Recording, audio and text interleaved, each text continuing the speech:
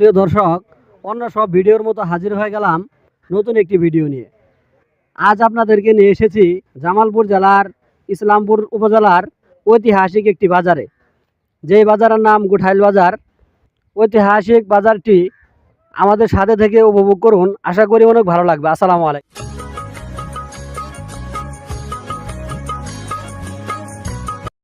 জামালপুর সদর উপজেলা থেকে প্রায় 40 কিলোমিটার উত্তর পশ্চিমে এই ইসলামপুর উপজেলা। এটি হচ্ছে ইসলামপুরের রেল স্টেশন।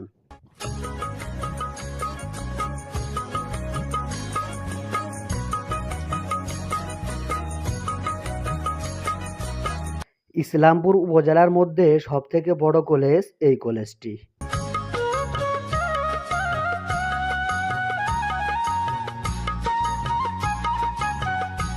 এখানে রয়েছে শহীদ মিনার ও অডিটোরিয়াম।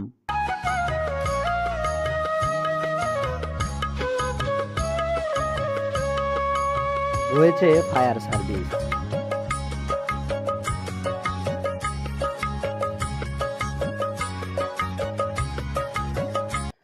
ইসলামপুর বাজারটি অতিক্রম করে প্রায় আরও 10 থেকে 12 কিলোমিটার উত্তর পশ্চিমে এই গুঠাইল বাজার।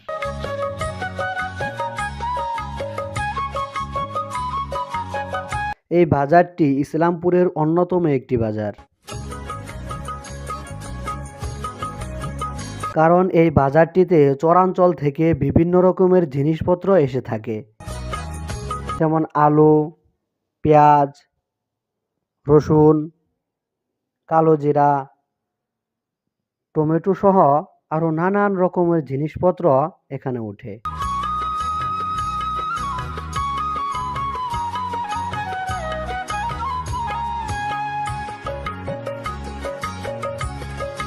এই বাজারটি জামালপুর জেলার একেবারে শেষ প্রান্তে।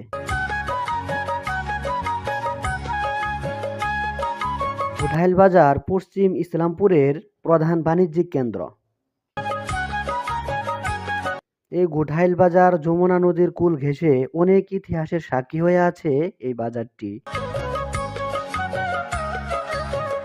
জনশ্রুতি আছে, ব্রিটিশ আমলে কোনো এক উচ্চ পদস্থ ইস্ট ইন্ডিয়ান কর্মকর্তা গুঠাইল বাজার এলাকা পরিদর্শন শেষে তার মুখে উচ্চারণ করেছিলেন গুড স্টাইল। সেই থেকে এর নামকরণ করা হয় গুঠাইল।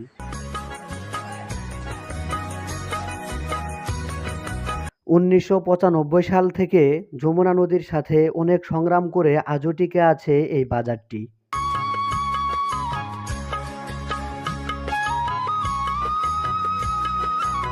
গুঠাইল বাজারের পাশে যমুনা নদীর চর। এই চরে বসবাস করে অনেক মানুষ। এমন দৃশ্য দেখে সিক্ত হয়ে যায় মন ও প্রাণ।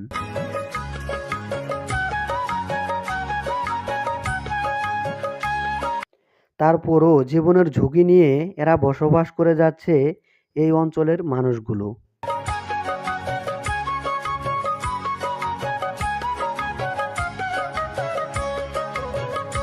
যমুনা নদীর পশ্চিমে চরাঞ্চল গাইবান্ধা, সাঘাটা, ভরতখালী, বগুড়া, সারিয়াকান্দির সাথে সরাসরি ব্যবসার যোগাযোগ এই গুঠাইল বাজারে।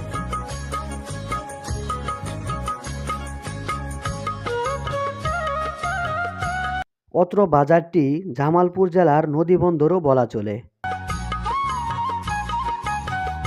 শুধু তাই নয়, 2টি ঈদে পর্যটন স্পটে পরিণত হয় এই গুঠাইল বাজারের ঘাটটি।